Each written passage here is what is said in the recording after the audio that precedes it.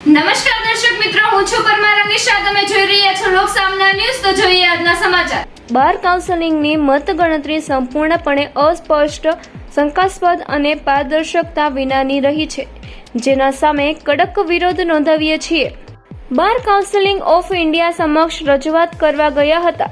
સાથે જ માનનીય જસ્ટિસ ધુલિયા સાહેબ અને જસ્ટિસ રોડ સાહેબને ઈમેલ દ્વારા સત્તાવાર અરજી પણ કરવામાં આવી છે, જેમાં સમગ્ર પ્રક્રિયાની નિષ્પક્ષ તપાસ અને જરૂરી હસ્તક્ષેપ કરવાની માંગ કરવામાં આવી છે.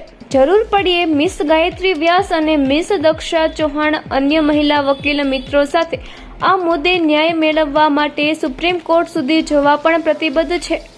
અમારી મુખ્ય માંગણીઓ: મતગણતરી પ્રક્રિયા સંપૂર્ણપણે પારદર્શક બનાવવામાં આવે, સમગ્ર પ્રક્રિયાની સ્વતંત્ર અને નિષ્પક્ષ તપાસ કરવામાં આવે, થયેલી અનિયમિતતાઓ માટે જવાબદારી નક્કી કરવામાં આવે.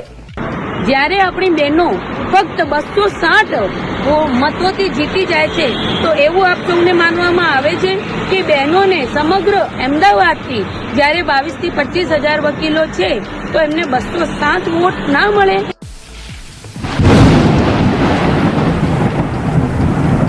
મિત્રો, મેં છું એડવોકેટ ગાયત્રી વ્યાસ છું કે જે ખરેખર આપણી આ સંપૂર્ણ ઇલેક્શન પ્રક્રિયા થઈ, જે ખરેખર સાચી છે અને ખરેખર એ માનવામાં આવે છે કે બહેનોને જે રીતે 97, 32, 39, 90 આવા બધા એકડા આપવામાં આવ્યા છે, તો ખરેખર આપણે જે અમદાવાદ ખાતામાં એટલી બધી બહેનો ઊભી થઈ તો ખરેખર એમને બહેનોની મદદ ના કરી એ બધી વસ્તુ માનવામાં આવે છે.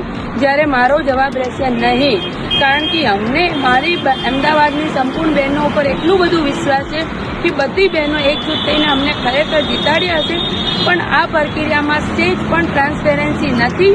સંપૂર્ણ પ્રક્રિયામાં જ્યારે બેલેટ આપવામાં આવ્યા છે તો 12 બકેટ અલગ આપવામાં આવી અને અંદર બકેટ અલગ મૂકવામાં જ્યારે ખરેખર આવી છે આ ઇલેક્શન પ્રક્રિયા, તો મારી અમદાવાદની બહેનો ઉપર બી મને એટલો જ વિશ્વાસ છે કે ખરેખર એ લોકો સાથ આપ્યું જ હશે.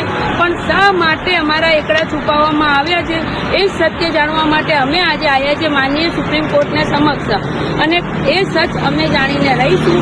જ્યારે અમને 2200 બેલેટ અમારા કેન્સલ રદ કરવામાં આવે છે તો એના કારણ શું? કેમ બેલેટ બતાવવામાં નથી આવતા? અમને કેમ એ બેલેટ છુપાવવામાં આવે છે? કેમ એકડાનો ટ્રાન્સપેરન્સી નથી કરવામાં આવતો? જ્યારે બીજી બધી સ્ટેટમાં જ્યારે મતનો ટ્રાન્સપેરન્સી હોય છે, બધા સ્ક્રીન ઉપર બતાવવામાં આવે છે, તો કેમ ગુજરાતમાં BCGમાં ઇલેક્શન પ્રક્રિયામાં મત કેમ બતાવવામાં, એકડા કે ઇલેક્શનમાં કેમ બતાવવામાં નથી આવતા? એવી અમારી સુપ્રીમ કોર્ટને દરખાસ્ત રહેશે.